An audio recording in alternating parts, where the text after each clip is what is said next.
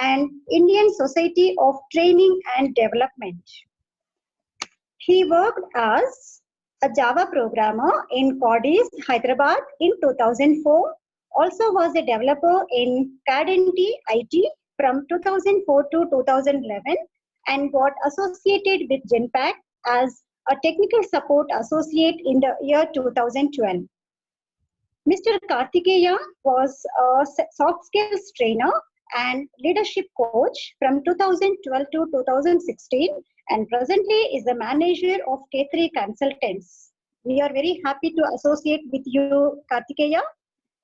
Thank you, Now I madam. welcome Mr. Karthikeya to start up with the session.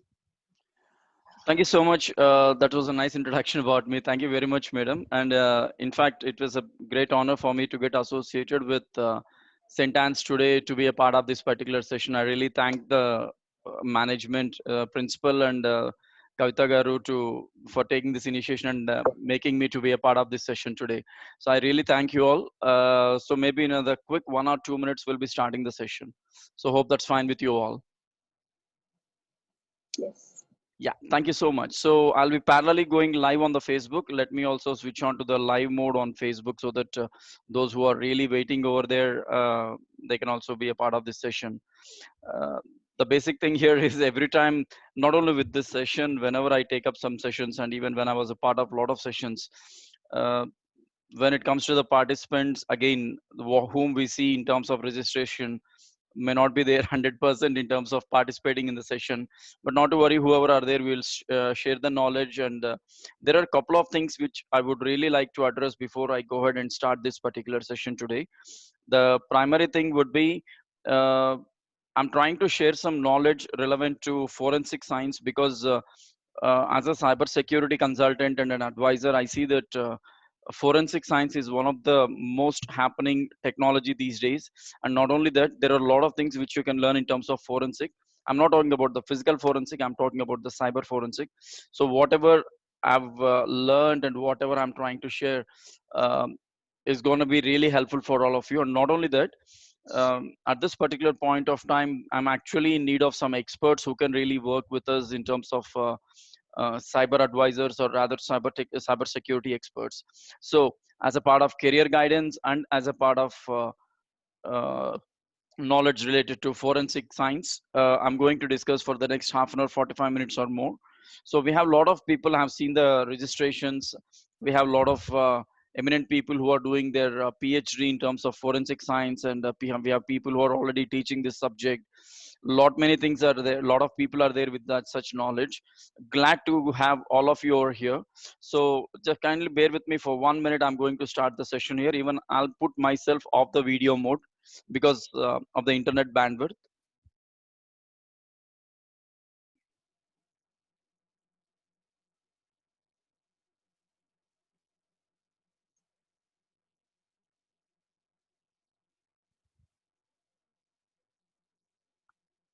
Right, so here goes.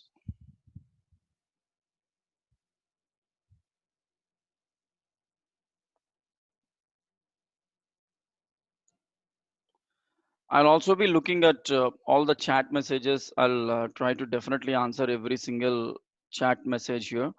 So good evening, sir, madam. So everyone introduced themselves. Thanks a lot. Thank you very much from Gopal Krishna Garu from Nellore. Thank you, everyone.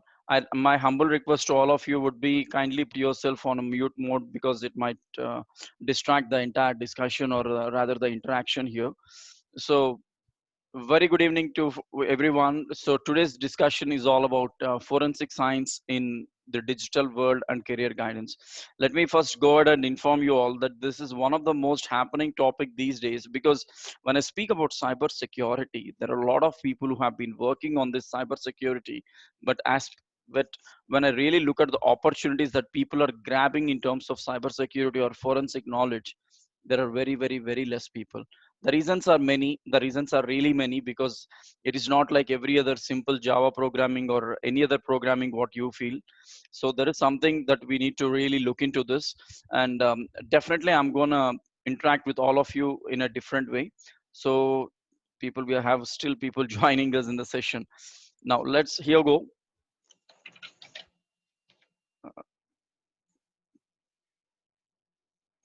So we have 36 people till now in this particular session.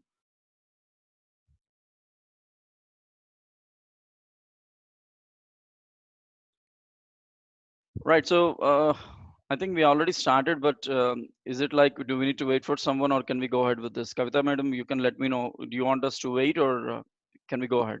You can start, sir. They'll be joining. Okay. You can start off. Right, madam. Thank you so much.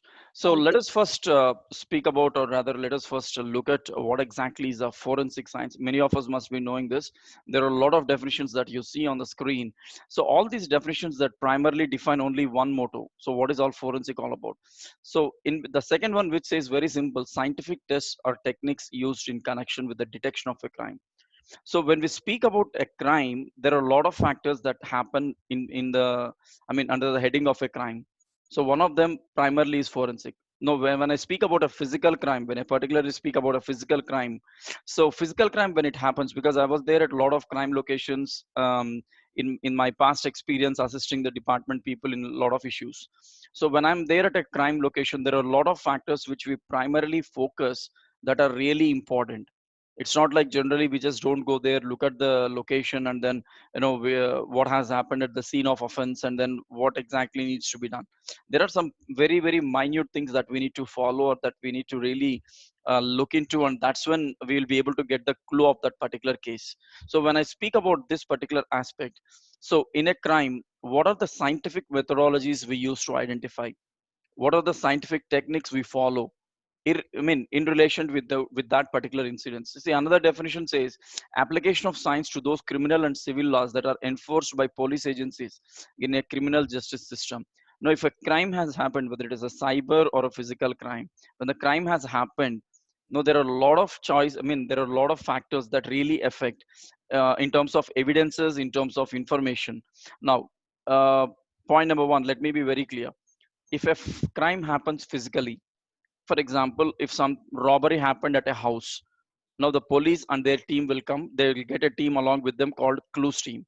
Now the work of this clues team is to primarily identify what are the clues that they can collect in terms of this particular crime, which will help the offensee to get caught. Now, if they catch hold of some clues or information from that particular location, they will take it to the laboratory where the forensic experts will be sitting.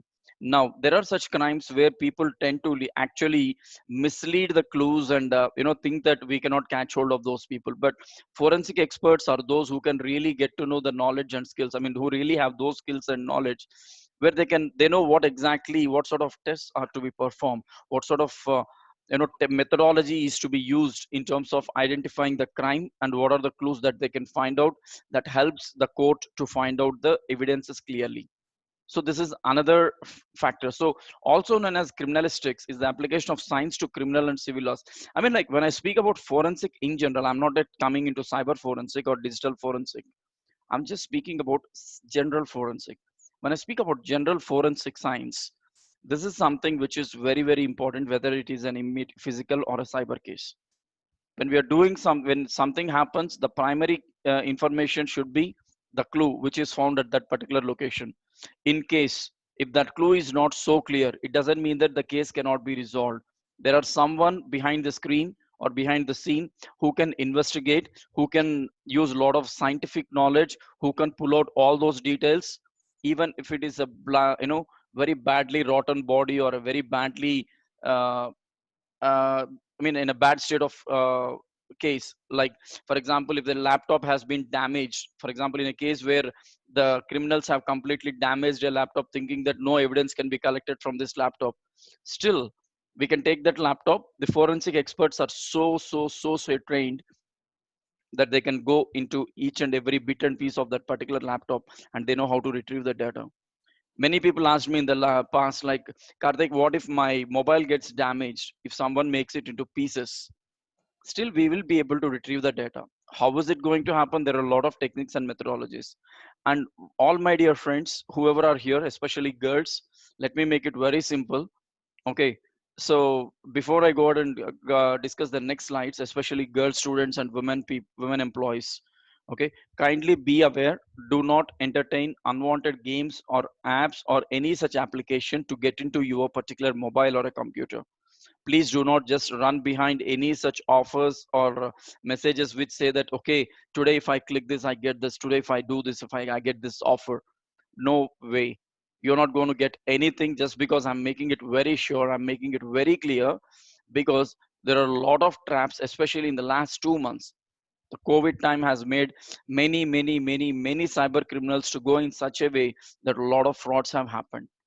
Now just give you a small example, and I'll go with the next case, because this is something which just happened in Hyderabad day before yesterday, if I'm not really wrong, because I saw it in television yesterday. An old lady who was about 60 years old, I think 60, 50 to 60 years old, a lady, a woman of that particular age, she lost her mobile and she doesn't know where her mobile was gone.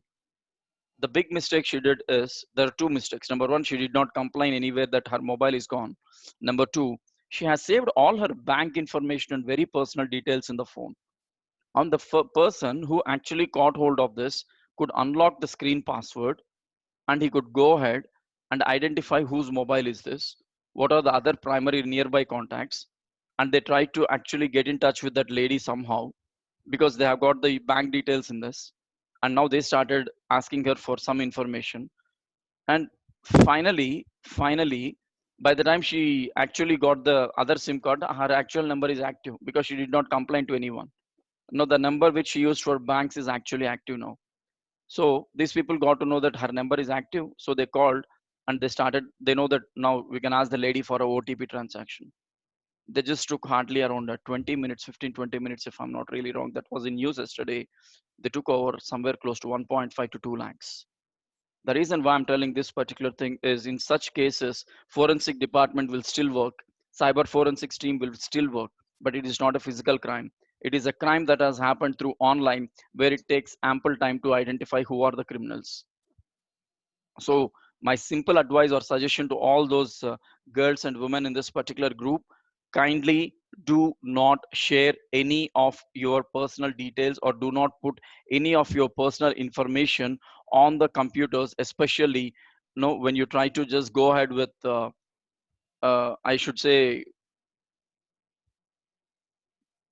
when you try to go ahead with your personal details, please do not store any information.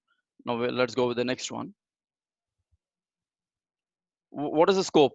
What is the scope, like where and all you can go with this? No, I'm talking about a physical forensic, I'm not talking about cyber forensic yet.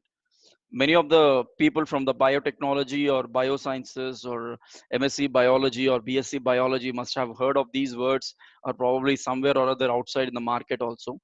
These are some of the options that a BSc biology person, or a person with MSc biology or a biotechnology fellow can really focus into. Forensic odontology, DNA, forensic biology, controlled substances, forensic toxicology, forensic anthropology. In one way or other, we will still use the same, even in cyber cases. Now, here, this one: impression and pattern evidence, trace evidence, cyber forensic, and ballistics. Now, the one what you see on the left, side of the screen, okay, this here, the one what you see here, is actually going to be something. Just give me 1 minute. The one what you see on the left side of the screen, forensic 1 2 3 4 5 ones, forensic toxicology, forensic anthropology, these are applicable only in the case of physical forensic evidence or physical forensic activity. But one you see on the right side, these are majorly used in terms of cyber evidence. See this: impression, pattern evidence, trace evidence, and everything, right? So let me just clear the drawings for you.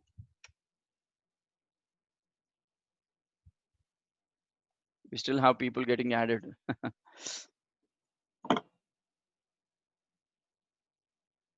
I'll just try to explain before I go with the cyber forensic terminology here. What exactly is everything here in this?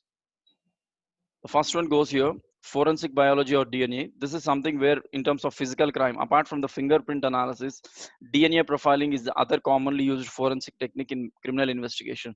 Today, why I'm just speaking about this forensic and then cyber forensic is very simple. In the past 2 months, there was a crime rate increase, and also still women and especially girls are getting very much close to these crimes. Like they are getting affected a lot because of these crimes. You don't know who is going to be a threat for you in the nearest location. So the first one which speaks about is forensic biology or DNA. So fingerprint analysis, this is something what we basically do in terms of crime analysis. So we get the dust, or rather we collect the fingerprints. Now this is another forensic technique which the cyber criminals also started using. They rob a phone and they know how to get the fingerprints on that particular device to unlock the phone. So DNA profiling is other commonly used. So even if a body is completely damaged, rotten, or completely burnt out, still that body can be taken, DNA test can be performed, and that will really help us to get to know a lot of details about that particular person and their family members. Forensic odontology is that helps in the identification of victims when the body is left in an unrecognizable state. If I'm not really wrong, I have seen somewhere around 8 to 10 bodies in such a state which were really, really, really bad, and you cannot even imagine how worse they were. I mean, I just had a very close look at them, and I could really had to sit and study a lot on that particular body. So still, we could identify who's that person, how come they could get into. I mean, what has exactly happened, who are their family members, what is the DNA status, everything.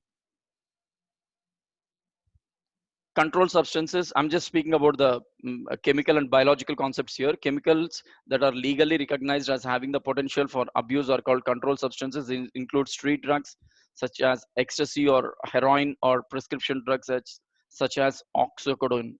Yeah, oxycodone. Now this is something which we have been very much seeing in metropolitan cities. In fact, even tier 3 and tier 2 towns have got these problems these days.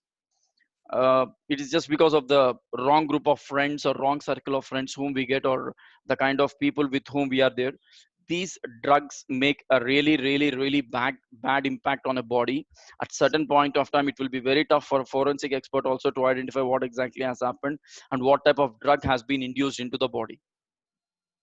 Forensic toxicology involves analysis of biological samples to check for the presence of toxins and drugs. This branch of forensic science is of prime importance in road accidents, poisoning, sexual violence, etc. I request the other audience not to draw anything on the screen, please. Uh, it is really disturbing. Kindly clear the drawings what you do on the screen here.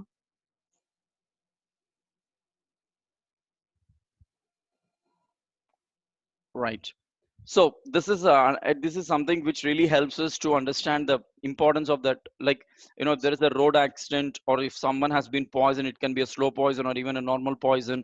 In case of sexual violence or harassment, so this concept of forensic toxicology, you know, it has a lot of analysis that needs to be done. They collect a lot of samples, and all these samples will help in identifying the criminals very, very easily and quickly.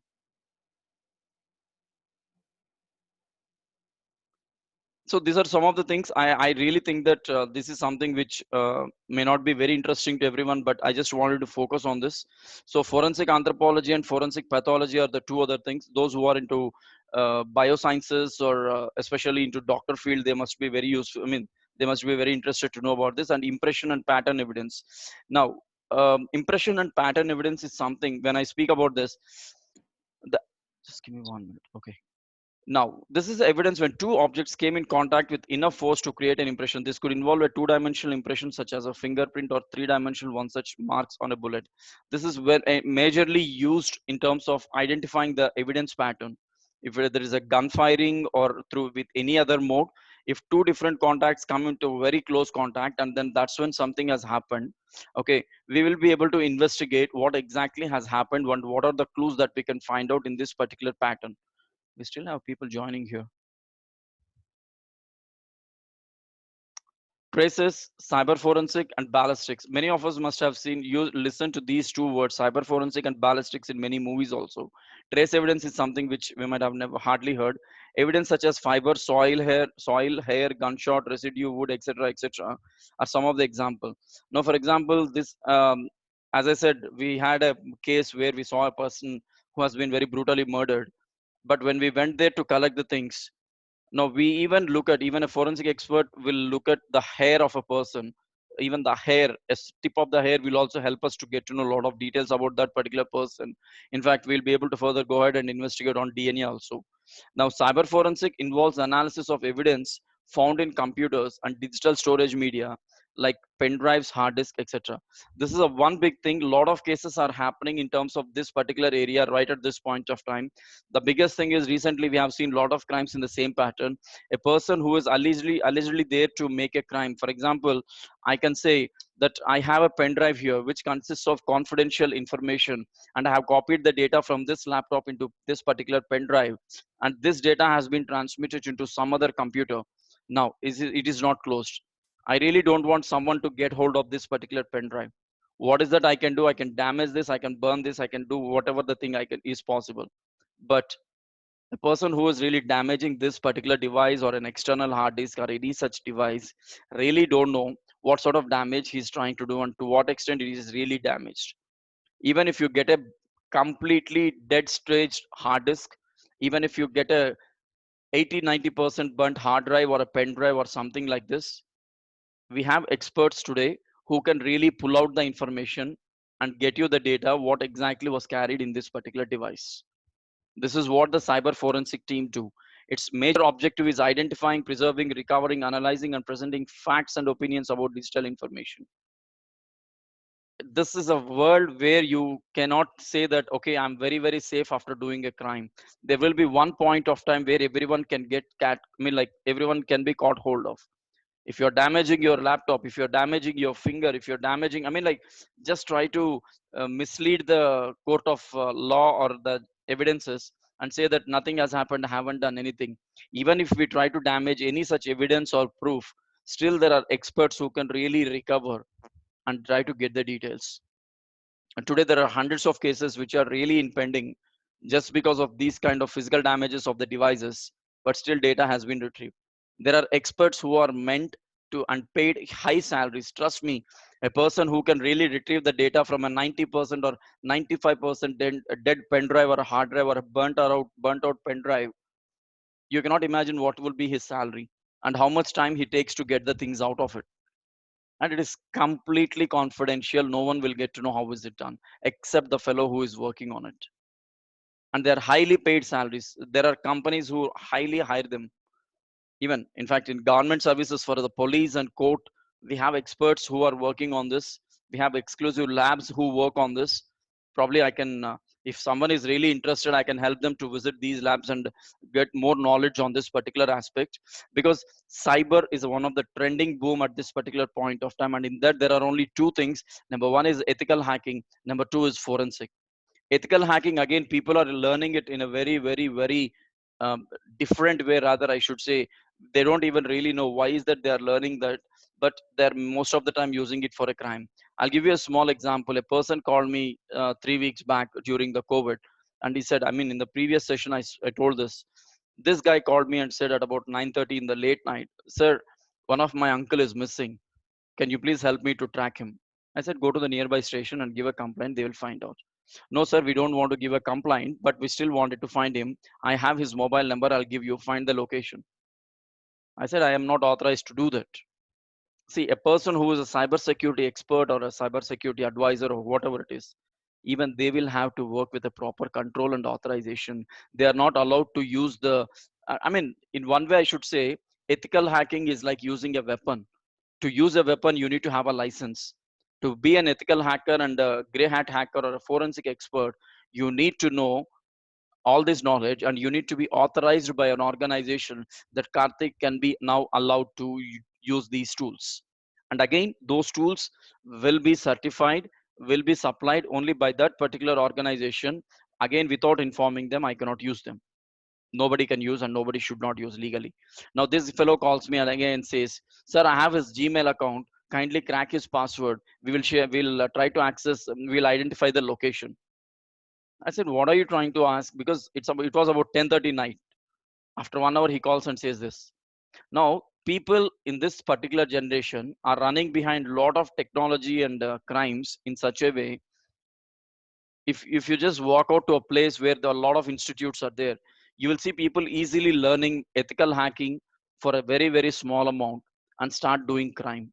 Easiest way of money making. We have a lot of people, I have seen people who are about 20-22 years old doing these crimes and then trying to make money out of it. Trust me, it is going to be a very, very, very big issue. And it's, don't think that people who does that will not be caught. I mean, there will be a small clue left out.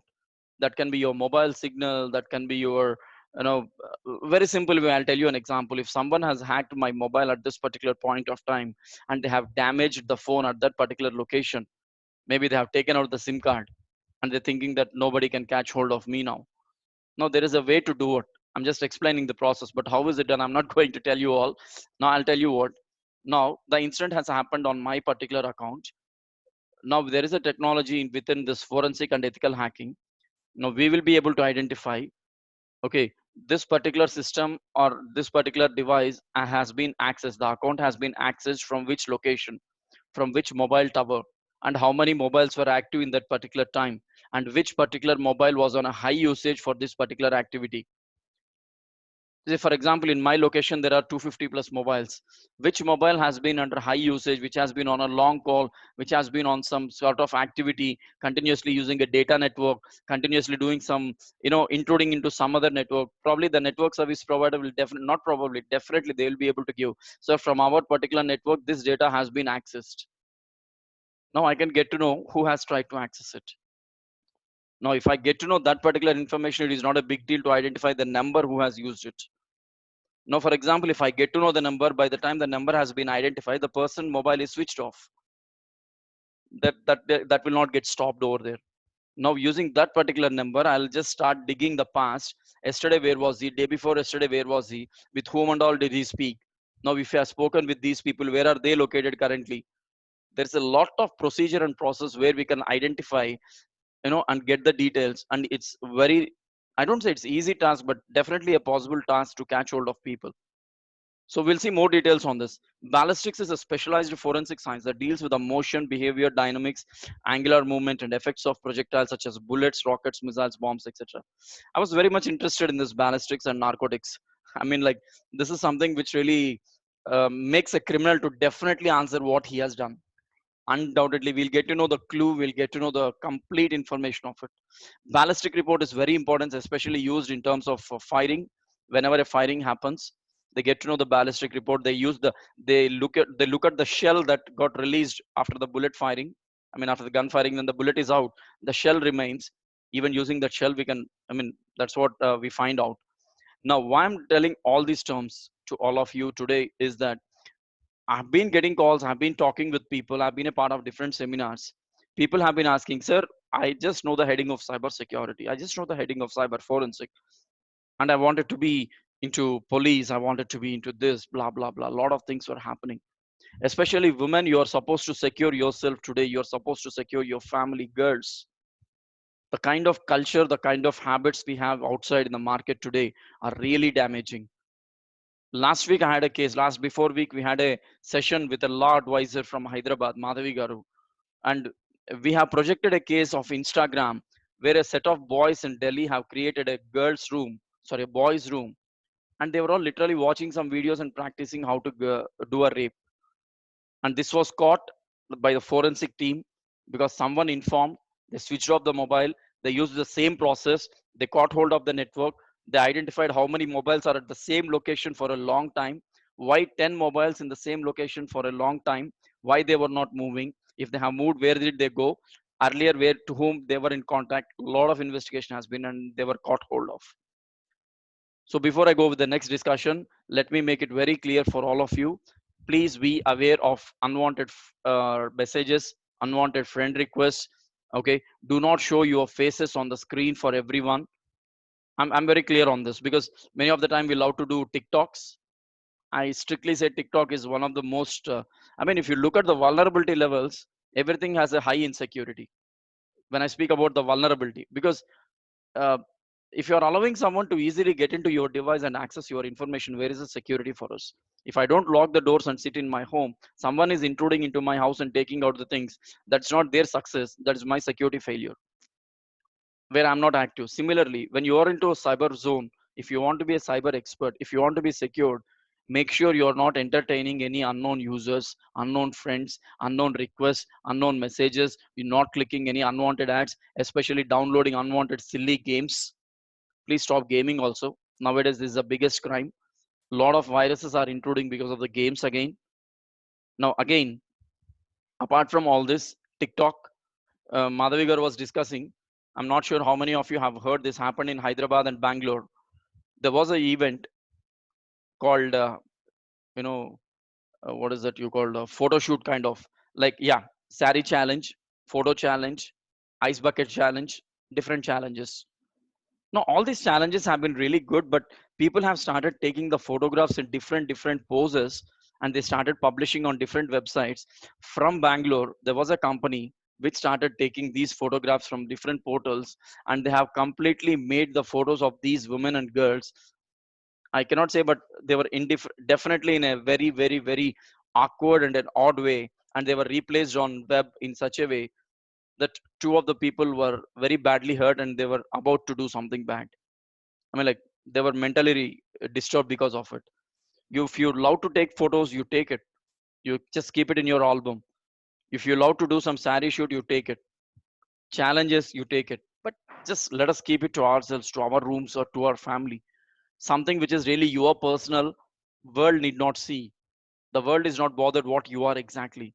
They might be bothered. They will be more bothered about others rather than themselves. If you really wanted to show something which is really not correct, then I think that that's the most insecure environment that we are trying to be into. Now here, these are some of the stalwarts in the history of forensic science starting from 1787, because this is a part of the research which I'm studying as a kind of study report. I'm making it now in terms of forensic at this point of time, right? So this is something I really wanted to show you all. These are some of the top experts who were there. So just this is for the information. This is one of the case study which I got, recently related to geotags. I should say this. Now, the facts was following the Russian annexation of Crimea in February 2014. International tensions built over allegation. This is a case that happened in Russia. Okay, in terms of geotags. Now, starting in late June 2014, Alexander Sotkin, a sergeant in the Russian army, posted a month-long series of selfies taken from his cell phone to public Instagram account. The press picked the story up when it was discovered that the JPEG files posted included geotag metadata, and the geotags and the picture showed the sergeant moving on duty from a military base in Russia to eastern Ukraine and then base to the base. Now I'll tell you what, whatever the photos we take, whatever the information we try to click or capture, we don't just do it silently. Whether it is on a Facebook or Instagram or whatever it is, we'll just try to tag the people. We want them to like, we want them to share, we want them to comment, we want to do everything. But we are forgetting that we are literally virtually sharing our location to someone and inviting some new problem to come into the picture. So when you start doing the virtual sharing of the information, that's when this is what happened in this particular case. The person who was in the Russian army, in fact, the one who works in army is not supposed to use a mobile phone to a certain ranking. He's not even allowed to use a two-wheeler. He's just supposed to either walk or use a cycle. And this has happened in Russia. This is one of the case study. Now, when he started geotagging, I mean, tagging the people is different, but now he started even showing the location. Now, I'll tell you the other mistake what we people do on Instagram or Facebook most of the time. When we are leaving the town to somewhere, the most unfortunate thing is we post it even on the Facebook. I'm traveling from Tirupati to Nandyal. I'm traveling from Hyderabad to Chennai. You are giving an information globally to many people that you're not there in your house or you're not there in the town. That means you're allowing someone to get intruded into your location, do whatever they want if there is a possibility. Why is that we wanted to unnecessarily allow the crime? Don't share. See, even on Facebook, there is an option to deactivate or keep your options in silent, not sharing your location. At times I get saying like someone is very nearby to you. Why should I get to know who is nearby to me, and why should someone know to whom I am nearby? This is again a kind of fraud. See, the takeaway geotags such as those embedded in the Sotkin pictures are a form of location metadata. Geos generated by smartphones tend to be very accurate and are associated with other types of file metadata like date and timestamps. Combine these attributes with the conventional wisdom that a picture is worth of 1,000 words, and reports showing that smartphone users take 150 pictures per month, and you have a treasure to trove of data to pin down who, what, when, where details during an investigation. Just post your photograph on Instagram or Facebook, leave it to me. I will identify where were you, when were you, why were you there, and what were you doing there, and how did you get over to there, with whom or with whom were you there. It is very, very, very, very possible to identify. If it is a common man, that's a different thing. But being in an army, the person shouldn't have done this. Geotags and other types of location data can also be embedded in other type of files, such as video files and SMS text messages. Other cell phone data can be drawn from routes stored in mapping applications, Wi-Fi connections, cell towers in call history, and applications. Just give me 1 minute. Applications like weather or real estate tools. No, when we are just trying to, you know, someone just joined. I'm muting everyone. Sorry for this because it's getting disturbed. Right. So geotags. So this is what happens when you're trying to take a photograph. Just put it silent. Keep it to your phone. If you want to share it with your friends, call them physically and show them this is what my photograph is all about. I have taken a selfie like this. But please kindly stop sharing. Of course, not only me, hundreds of experts have been advising this. Please do not, do never, do never, do never share anything. But the most unfortunate thing is we are trying to do this. We keep posting the information. We keep sharing every single information. We share our location, and we are inviting the new problems to come into the picture. So these are some of the most powerful tools which we have come across till now. I mean to say till these days. So you can see this. The most majority of the use, I actually use this Wireshark and Autopsy. And I mean, network miner is something I started using in the beginning, and now I'm with Wireshark and Autopsy for network investigation and to know what sort of intrusions have happened and how it should be identified. These two are something which have been in the recent days, Explico and XRY. Okay, these are the two things. We have lot of tools as such, open source tools, but trust me, again, all these open source tools are not trustable. Wireshark will completely work for you only if you buy the license. Autospy, it comes with a small dog symbol. Autospy Plus is something, a new update now. Autospy is something which can be used to identify what sort of intrusions have happened. It is like you can spy on other network and you can actually put a spy on your own network. It keeps bugging you. I mean, it keeps prompting if someone has tried to intrude into your particular network here. Okay, so this is one thing I would like to share. I'll share this PPT with everyone again if you think it is useful for you. Now let us come back to the actual thing, cyber forensic. It is a, as we already discussed. So where we follow certain technical, I mean to say, we follow certain technical rules and regulations in a technological pattern apart from the physical forensic. So that is what you call, especially in terms of cyber forensic, the practice of collecting, analyzing, and reporting on digital data in a way that is legally admissible. At this point of time, I'm practically looking out. In fact, I had a discussion with Kavita Madam also. I'm actually practically looking out for 5 people who can work with me in this particular time as cyber experts. I wanted 2 people into ethical hacking and 2 into cyber forensic, 1 into general cyber analysis. The reason why I'm trying to do this is there is a lot of requirement for these projects. There's a lot of scope for growth in this, and also this cyber forensic also involve other technologies like artificial intelligence, machine learning, and Internet of Things. If you are interested in technologies, if you want to grow as an expert for the next 15 years, there is no flaw, there is no trouble. My career has to be smooth, and I can really do anything even as a freelancer. Trust me, this is going to be the one way you can be a cyber forensic expert for yourself. Just get certified and get authorized from one institution. That's more than enough.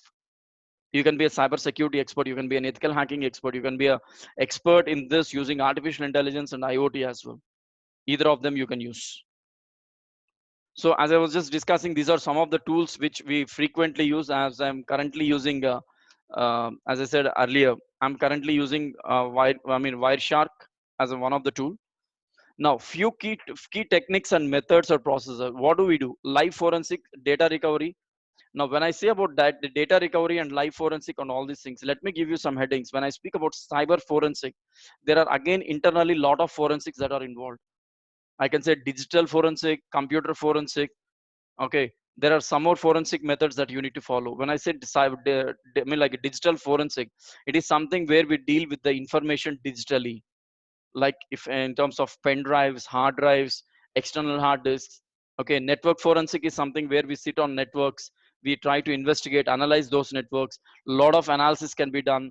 I mean, on a day, if you look at companies like a Cisco, IBM, Dell, Microsoft, all these companies, the kind of analysis or the kind of work what they do on a daily basis is really somewhere which we cannot even imagine. The kind of security what they have, the features what they follow, and the security that they are providing to other companies from their end, the minute to minute analysis. I'll give you a small example. Many people doesn't know, because they once they enter into a company, okay, they doesn't know anything. They might have not heard of IT session, so they will try to inject a pen drive into their personal computer which is allotted, either a laptop or a desktop. So either, if not, they'll try to connect with a Wi-Fi hotspot. The moment you inject a device into your system, or you try to get with another network, automatically you will get a trigger from the networking team or a digital security team saying like you try to use some other external device which is not allowed. Why? And trust me, you need to give a written explanation for this. We can do the data recovery. There are a lot of tools which you can use. Data recovery is one of the biggest, I should not say as a business, but today it has been made out as a big business. But trust me, if you damage a complete mobile phone, okay, this if this phone is damaged, I can still recover the data. If you think that I chat on WhatsApp and the data has been deleted, nobody can see, give us 10 minutes and we will be able to do it. We'll be able to recover all the data, but all these on a legal permission. Password recovery, file carving, and then non file filtering, string and keyword searching. How do you think a person will be able to hack our account? They'll have certain set of keywords, certain strings which they will apply on a particular account, and it will catch hold of it. It will easily identify what is the password for that particular account. Header analysis and timeline analysis, all these methods, I mean like I really can't explain everything at this particular point of time, because if I start explaining everything one by one, trust me, it takes another 2 3 hours for us to sit on this. So mobile forensic is something which is really important to learn about. Mobile forensic is a field that obtains digital evidence from mobile devices for an investigation. So if I really wanted to know the the passcode of this particular mobile, yes, I can really do this in case if there is a password for this particular phone. Okay, at the same time, how is it possible? You might have seen in a lot of movies, that's not the method. There is just a prototype what they have shown, but there's a standard procedure of identifying how to steal the fingerprints on this particular phone. Even if I catch hold of this, now from this particular body, I can get to know a lot of fingerprints and evidences, and that will help me to get to know a lot of details. So mobile forensic is not only limited to a mobile phone, it also covers GPS, tablets, PDA, and other mobile devices, like the case which I have explained yesterday, the lady who lost the phone. Okay, and the types of evidences found on mobile devices are not only limited to memory, SIM, or SD card, also include smartphone evidence such as cloud storage, browser history, and geolocation. Now, you don't know what side of sites you are browsing. You don't know what side of information you are looking. Maybe you think that your parents are not knowing, especially parents, you remember. You can get to know what sort of websites or what sort of information your child is looking at. There are tools really helps you to get to know what sort of information has been browsed. Not only this, at every, I mean, with every country, there is a high level intelligence which sits at one location and identifies who is browsing what sort of websites. And if they find someone is continuously sitting on a particular type of website, which is really going to harm the country or harm someone, they'll immediately catch hold of that person, or they will immediately get to that location and try to catch hold of that particular person. So mobile evidences are very, very, very, very great. Okay, it will not only help you to understand what exactly in terms of SIM card or SD card. You might change IMEI, you might change your SIM card, you might change your memory card, but you cannot change your location. Today at this location, you change your entire phone, your SIM phone, everything. But yesterday's location I can get hold of. Yesterday's location network I can pull out. Yesterday's location network data will help me to identify who was there in that location and how many numbers were active. And this can help me to also identify the next upcoming locations. You are automatically getting geotagged. You need not to tag it manually. There are certain applications which automatically tag you and you cannot skip it. So these are some of the detailed list of evidences on mobile devices. I should say subscriber and equipment identifiers, date, time, language, and other settings, calendar information, and electronic email. All these things. So if a person is able to intrude into your phone virtually, he can change actually any of these. He can change your date, time, language. He can manipulate with your emails. He can manipulate with your phones. He can manipulate with your audio video recordings. He can manipulate with your application or social media data. And please kindly do never share any information. We have some message here. Your feedback link. uh, I'll share you the feedback link also, so probably I'll try to get it done at the end, or just give me 1 minute. Those who would like to share a feedback,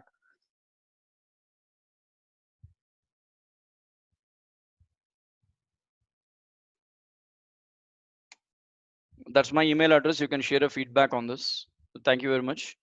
And this is a see, whatever has been manipulated with all these, if someone manipulates your calendar information, electronic email, photos, applications, okay, so these will become again certain evidences for us. Not only that, we can get to know who is doing what with your text messages. If you send a text message, that will help us to identify where are you located. If you send an audio video recording, that will help us to identify. If you are sending an email, if you are posting something on social media, recently a lot of cases happened just because of social media. All of you must be knowing, or if you don't know, let's not bother about it.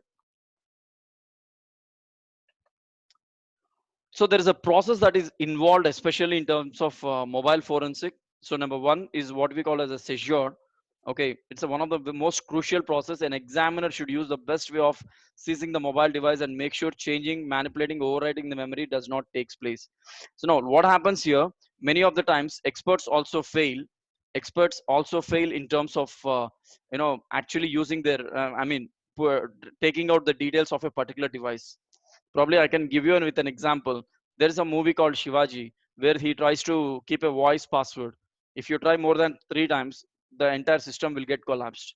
So when we are trying to, seizure is something, I should say, it is something like dismantling a bomb. You should be very careful and knowledgeable what wire should be disconnected.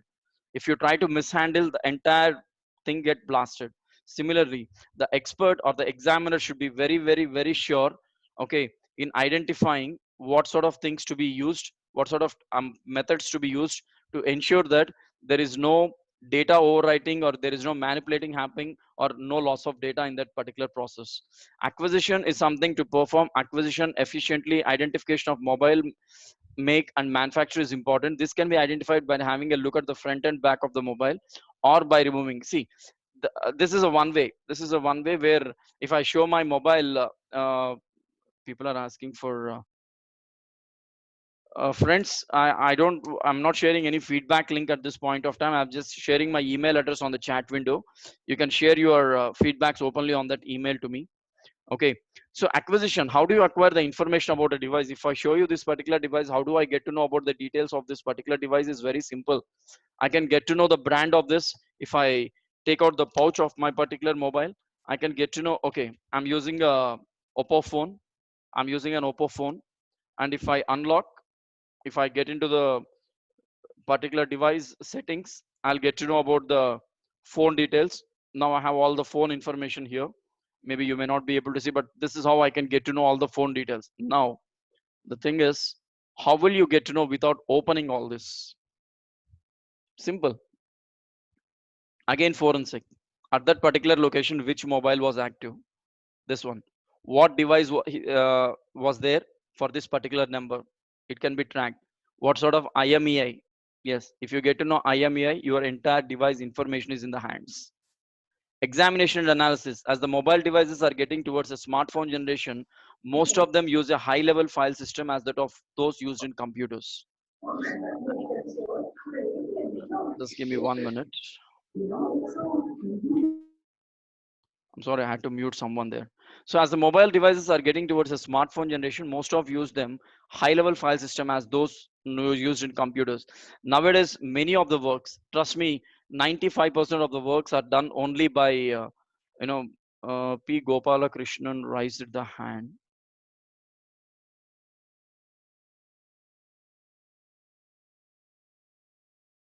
So you want to say something, Gopalakrishnan garu?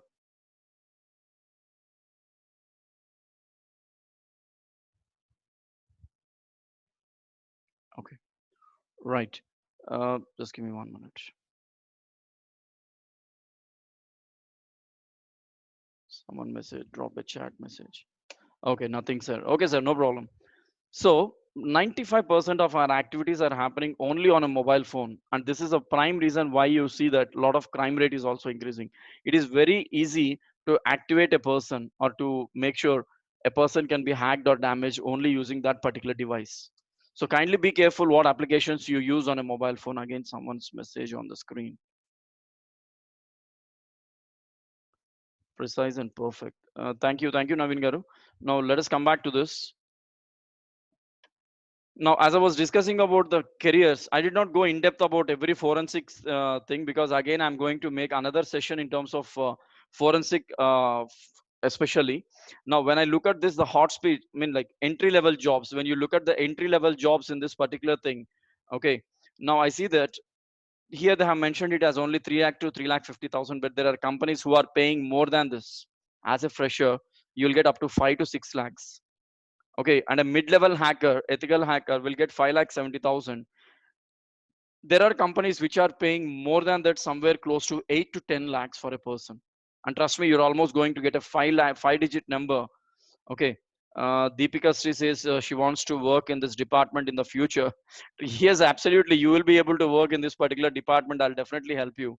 So, uh, we'll definitely, I'll guide you on this. If you can keep in touch with me, I'll tell you how to do. Now, if I look at this, a senior level or chief information security officer is going to get 1.2 million. No, forget about that particular level. Now, if you want to become a cyber security expert or a forensic expert rather, okay, uh, I mean, it's not a big task. You can learn a lot of things, but the only big challenge is we are not ready to spend the money on this. Today I got certified and I have spent enough money. We have spent somewhere close to 1.2 lakhs on this, because you need to spend the money to learn something, and you need to have a good career out of this. So global digital forensic market size and forecast, when you look from 2015, the trend has been increasing. And look at already in 2020 we have increased. By 2024 you would be somewhere, and this is going to be the real future. Trust me, friends. Cybersecurity, or rather, I should say cybersecurity with artificial intelligence and IoT is going to be the real future. Okay. And when will the session get over? It takes another 5 to 10 minutes, madam. It will take another 5 to 10 minutes journey, right? This is going to be a big future. Now, what sort of career choices you have? Now here, if I have to say, more than 85% of the global IT professionals believe there is a significant shortage of cybersecurity professionals. Yes, today I'm a part of an international cybersecurity forum, and still every day they are in need of hundreds of experts. They're just literally looking for hundreds of experts. Information security analyst was ranked as the fifth hardest position to fill in 2017. Even today, an information security specialist is very much needed for almost each and every company. And because of this COVID, there were a lot of startups which got hacked and their data has got highly insecure. Just hiring a one information security specialist will help a lot of things. That's the one thing. And number two, at the beginning of 2017, there were roughly 2,99,335 unfilled positions with the cybersecurity industry. And today, still only 20% are filled out of that big number. We still have unbelievable openings in this market. Now, how many cybersecurity professionals will be needed in 2019? I'm just talking about last year. This year data is not yet published. Till 2019, there was a need of 6 million people.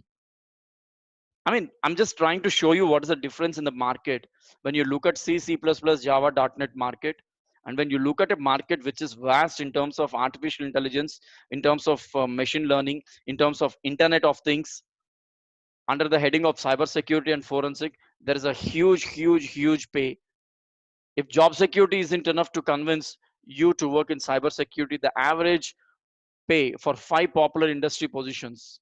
Software developer, how much you get as a fresher at this point of time? You might get as a 2.5 is a maximum package, or 3 lakhs, unless or until it's a top company who already got the pool of projects with them, they'll be able to pay around 3.5 lakhs as a fresher. Cybersecurity analyst, systems engineer, look at this, systems administrator, network architect, you get into any of these, you have an awesome salary. Now what is that you need to do? Very soon I'm going to do a session on CIO, chief information officer. What are the roles?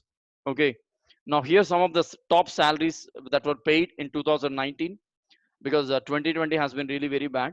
For a chief information security officer in dollars, and in our country, fresher salary starts in 5 digits, with very few companies, less than 5 or 6 companies. And again, cryptographer, chief security engineer, cybersecurity manager, cybersecurity consultant, cybersecurity architect, forensic expert. When you become a forensic expert, average salary is of $82, $82,659. In our country, if you become a forensic security expert, trust me, your salary is going to be somewhere around 1.5 by few of the companies, lakhs per month. And this has been paid to experts. The 10 coolest jobs what you get under cybersecurity: digital forensic analyst or investigator, penetration tester, application pen tester. Pen testing is nothing but penetration testing. Security operations SOC analyst. SOCs are very much needed nowadays. SOCs are found in 97 98% of the companies. Every company will have a SOC. Cyber defender, this all these are taken again with a certification. If you just say that I have learned something, you need to undergo a certification, you need to clear the assessment, and that's when you will get it. Hunter, incident responder, security architect, security savvy software developer, malware analyst, technical director of, or CIO, so chief information security officer. All these positions have ample salaries, ample requirements. These 10 roles what you see on the screen need at least some thousands of people. Now where are we learning that is a big question. How are we learning that is a big question. Today people are really bothered to spend the money on learning these courses. The average money what you spend on every course today to at least know the basics is maximum 5,000 rupees. If you are able to do that, yes, you are going to get it done. You will be able to actually get into this market of being a cybersecurity or a forensic expert. This is India cybersecurity market size. When you look at 2013, 14, 15, and today in different sectors, BFSI, IT, telecom, government, healthcare, others. Okay, majority is BFSI, like banking, finance, security, and investments. Insurance companies, they are on the higher end. If you look at the green graph here, okay, if you look at the green, and then the next people are IT and telecom, the next are government, the next is healthcare, and then next one is others. So we have a lot of data as such, and trust me, we can do ample projects with this, right? So this is all a basic introduction I would like to give, and I would like to also inform that when you are dealing with cyber security, ethical hacking and forensic security are the two important areas which you need to really focus upon. And when you again speak about ethical hacking, if you want to be a gray hat hacker, there is a lot of process involved. You need to do a couple of certifications. You need to learn what exactly is hacking all about, and you need to know how to do the things very ethically. And that's when you will be certified as a gray hat hacker. Again, in forensic, you can be a forensic expert, you can be a digital forensic expert, you can be a network forensic expert, you can be a mobile forensic expert. Again, all these things needs to be certified by a person who is again allowed to do this. So what I suggest all of you today is that, again, by the time the colleges open, examinations will be there, and post which final years will be looking out for some placements. At this point of time, I'm not discouraging, but again, please be careful. Keep yourself upskilled. Please keep yourself in a proper manner, that you are up to date with technology. At least if you are able to speak about the basics of cyber forensic, what are the tools and techniques you follow in cyber forensic? What are the tools and techniques you follow in ethical hacking? Trust me, the company will not be able to stop you. They'll say that, okay, we can at least train this person who is having a basic knowledge. So how many will compete for one job? So look at different dimension, try to understand what needs to be done, try to understand what sort of requirements are there in the market. The market is very, very, very down at this point of time.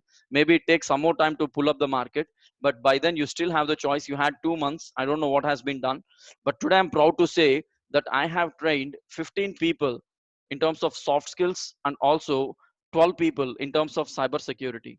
And now another batch is going on. Every day I'm conducting more than 7 sessions, training the people on different expertise. Okay, so at this point of time, I would like to say that try to focus more on what you can do rather than what you cannot do. That really helps us to understand what exactly we can do in this particular world. Okay, so this is something I would like to discuss. And more in depth about it, if someone is seriously interested to learn what is forensic all about, if someone is seriously interested to learn what exactly is cyber security or ethical hacking, if someone is seriously interested to learn what exactly needs to be done in this, okay, I'm always there to help you all. You can just drop in an email, you can just drop in a letter or an email to me, or just drop in a WhatsApp on this. I should be able to respond, right? So Kavita madam, anything you would like to say?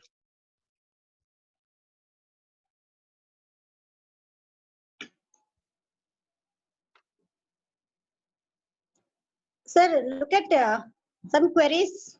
Any doubts? Anybody has any doubts regarding the career opportunities on forensic science? Yes, sir, if Anybody has some any questions? there is a question here, sir. If someone handles any object in the crime scene with a cloth, with will the fingerprints that were there before disappear? No, I don't know how. I did you get this particular doubt, madam? Mahati has asked this question. I mean, I'm not sure if you have tried it ever, but yes, it's not like fingerprints will not get wiped off immediately. So that means if you are catching hold of your, a phone like this, if you just rub like this with a liquid, yes, that's when they'll get cleared. But again, there is some master brain behind everything. People will still get to know what are the fingerprints that were there, because it's again a chemical mixing. As I said, there are lots certain chemicals which help us to identify, to track out, to get those fingerprints out. It can be done. You might wipe off with a cloth. I mean, anybody can wipe off, but later part that can be easily identified. Next one is, could you please tell us what education qualification is required in this field? What type of degree is required? As I said, I'm doing another session called CIO, which speaks about the qualifications also. But let me be honest with you, there are any basic degree is good for this at this point of time. You can be with any basic degree if you are a BSc, BCom, BTech, anything. But if you really wanted to get into this, there are certain certification programs like PGDM, which speaks about information security. You can do one such certification program, which takes 3 months or 6 months, that are offered by many universities. If you get into that certification, it is like another qualification which you have earned. By the time you complete this, you will be automatically identified or absorbed by companies, and you will be able to be a part of it. And like Dridex malware, any other latest cyber threats, sir, Gopal Krishna Garu, there are a lot of other cyber threats. Probably for everyone, I'm going to share some details about the recent malwares and threats that have come in. I have some statistics that has been pulled out. Along with this PowerPoint presentation and video, I'll send you some details, sir. I'll definitely put it. Can you provide opportunities links regarding for this domain in WhatsApp group, sir? I'll share with my students. Yes, sir. I'll definitely do that. And I wanted to attend your next session. Can you please share the link? I'll definitely keep you posted. And can you share your PPT? Yes, I'm again mentioning all of you here. 2020 creative learning at gmail.com. And one more important thing, if you have observed, I have my personal email ID, but why is it I'm giving a dummy email address here? The reason is very simple. Whenever you are attending some Zoom sessions, whenever you are taking some online classes, okay, make sure you have a dummy idiotic email address, because tomorrow if someone tries to hack your email address, your personal data is absolutely safe. There is nothing in this email address. If someone tries to get in, what they can find out is who has sent me an email, to whom I have sent an email. That's it. And most of the time I keep my laptop from which I'm logging today, it's with all legal software. It is not a pirated software. Please make sure you have a proper version of software. If you are able to spend 45,000 on a laptop, you will automatically get a legal version of software. I saw people buying a 45,000 laptop for just 35,000, asking that shop fellow, Anna, please don't have that 10,000. You take that 10,000, take out that original version of Windows, and you give me a pirated version. We are very much used to that word piracy. And even recent days, there was a lot of discussion about Zoom also. People were asking me, sir, is Zoom really safe? Trust me, if you look at the options, I can create a lot of polls. There are a lot of security features. There are a lot of very advanced security features. Last week, Zoom has released 6 patches, which made it more strong. And today, many of the government activities happen on Zoom. Hundreds and thousands of people do the sessions on Zoom. I'm a part of almost 6 sessions in a day on Zoom, which were conducted by majority of the bodies. And every session is safe and secure. But let me be very clear. One point, as a technical person, I'll tell you, whether you are using a Zoom or a Cisco WebEx, anything, or a browser, I can give you the security for your application. I can give you the security for your browser, but I cannot completely secure your laptop. We don't know who is actually capturing the screen of this particular device. Of course, I can do it, but it's not that easy to restrict the person. This is what we call as piracy. We don't know who is actually looking into it. Okay, so don't worry about too much of security parameters. Everything is safe. You can use every application. So Srinilaya says, but sir, for creating a mail ID they ask for phone number, then how is that safe? You give some of the phone number. See, I'll tell you what, if you are really you giving a phone number, okay, they're not going to access your phone number that easily. First of all, number two, if you really don't want to put your phone number, you put some of your family members phone number. If you think that you are unsafe, I'll tell you what will happen. Many of the girls, when they're asked to give their phone numbers in many locations or occasions, they'll very, especially in interviews. As an HR, I take a lot of mock interviews, and in these mock interviews, when I call the phone number will go to a person who says, my daughter is in college, my son is in college, my daughter is not at home, my son left, my son gave my number. In all these situations we give parents numbers, then why can't we give their number for a Gmail? Or keep one dummy number, which will actually help you to actually keep yourself safe. Okay, but when it comes to security, there is always a loophole. Everywhere we are have a threatening, I mean, we have a threat for this. Informative session, thank you so much. So any further questions? There are two options here to, I'm again retyping my email address, and as well this is my mobile number, in which ways you're all in the group. You can message me about the details. What I will be sharing for all of you is video, and then PPT, and then some more technical information about forensic, technical info about forensics, and then tools and career options. All these things I'm going to send all these things, though, for those who are interested. But friends, at the end I would like to say something. This session has been planned. Just give me 1 minute. Sir, if we want to join as a fresher in cyber, we can't prepare ourselves, or we need to certify compulsory. To join as a fresher, I'm not asking you to get certified immediately. You take a course, you show the company that you are having a minimum basics on this particular subject. You prove them. That's what I'm saying. You still have COVID time, you still have 15 days or 1 month time, I suppose. No, within this 15 days, if you're seriously interested, I can help the people to learn the basics of cybersecurity or ethical hacking or forensic with a study project, not an internship or a big time project. I'm saying it's a study project which can help you to know how to do analysis of a data, which will help you to know how to study a crime, which will help you to know how to study a tool and how to use that tool. It's just a study project where you can prepare a 15 pages report, 10 to 15 pages report. And when you're going for an interview, along with your resume, you just submit your report. Trust me, all of your other rounds are waived off because you're someone unique and different in that. So you can try to do even that particular process. Okay, so any further questions, you can talk to me in person or on a call, no worries. And friends, the last point I would like to say, it's been almost 4 days, if I'm not really wrong. Me and Kavita madam have been discussing and working on this, about this particular session. And initially when the registration started, it stopped at 31 initially. And then she said, like, sir, can we invite other people? I said, I'm posting into other groups. And when we started posting into other groups, people were like, blah blah blah, all the registration started. Yesterday night, even at 7:30, madam called and asked, like, sir, how many happened? I said 131. At 10 o'clock, 139. Now when I look at the participants, it's 49. 139 became 49. I got a 90 discount. And I made it very clear on the email.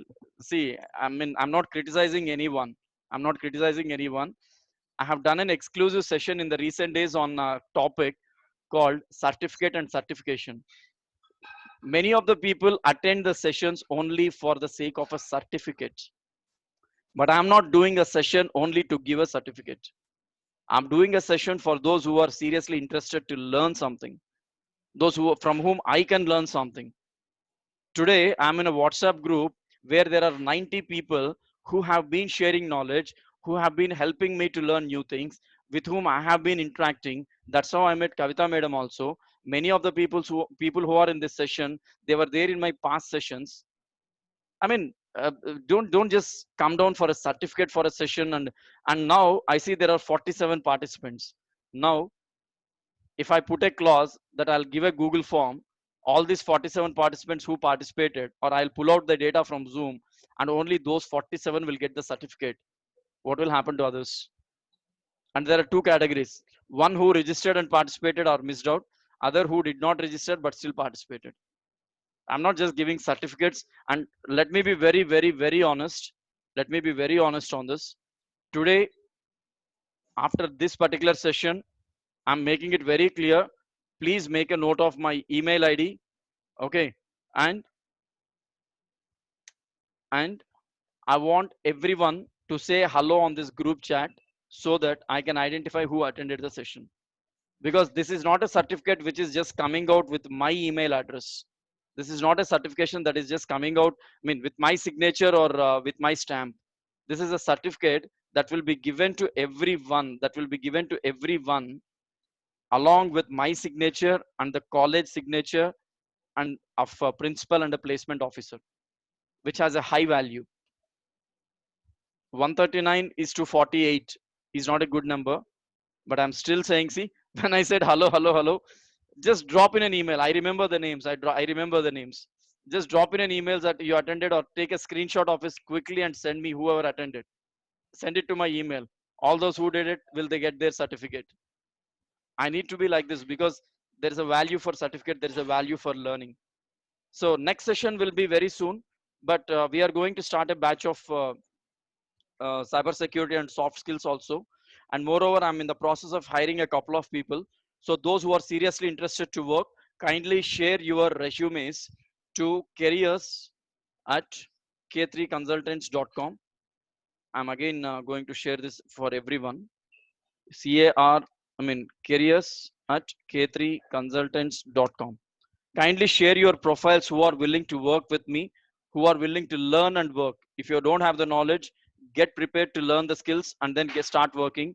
I'm in need of people now because I'm coming up with my own team of experts, and I want some young blood and young minds who are seriously willing. I have a lot of questions and answers on this over the chat. So thank you very much for being a part of this session. Thank you everyone. And Kavita Madam, thank you very much. And thanks for being so patient. Yes, sir. Actually, we are getting all positive responses from all the participants, sir, so that it is a great motivation to have more sessions with you. Sure, madam. Finally, thank you, Mr. Karthikeya, for giving more and more details about forensic science, which might be definitely useful for the students for their future. I thank all the participants from various colleges, from different states, for showing grand interest towards the webinar by joining us. On behalf of our principal, Dr. Sister P. Amruta, our management and students, I thank you all for participating in the webinar. Thank you once again, sir. Thank you very much. Thank you so much, and thanks for all your patience. And I'm really glad that I've been a part of this session today. And any questions, any discussions, someone, I'm still getting things. This will be the last, and I'll personally address everyone. I'll be mailing you soon. Please respond. I want your advice and guidance, Noora. Yes, definitely. I'm going to do this. I'll definitely be a part of this. And we are going to work on this more and more. It's not like we will not be. Right. So any further questions we have, anything I would like to, or rather I would like to take a snap of this now, because I was connected even on the large TV now. I could see everyone on a 43 inches now. So thank you very much, everyone. So good to see you. Thank you very much, madam. I'll stay in touch, and all the participants will get their certificates by tomorrow. Right. Yes. You'll have your certificates, and yes, these certificates will be monitored by madam, and once she approves, then only I'll send it. That's yes, final. That will be done, because I'm not going to issue the certificate like the way it is. Thank you very much. See you all. Have a great day and have a great learning. Thank you, sir. Thank you, madam. Thank you.